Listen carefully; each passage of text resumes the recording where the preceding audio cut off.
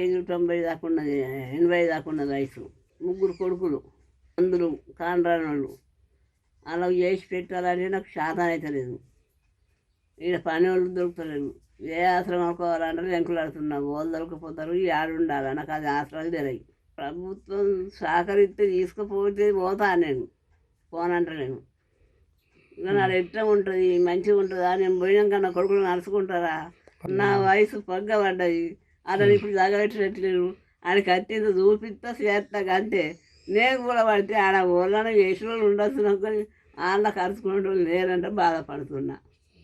అరుచుకునే ఆసరాలు ఉంటే కొంతవరకు ప్రేమ షేర్ చేస్తే పోకుంటుంది. చంద్రమోహన్, మా తమ్ముడి పేరు సరిచరణ్, మా ఇంకో ఈ తమ్ముడి పేరు సాయిరామ్.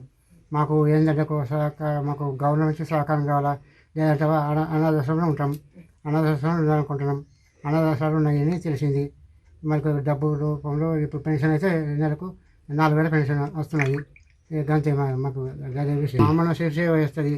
మా తర్వాత మాకు వాళ్ళు సేవకులు ఉండాలా, గది నాకు సంగతి. మా అమ్మ తర్వాత వాళ్ళు సేవ ఇస్తానికి ఉండాలి.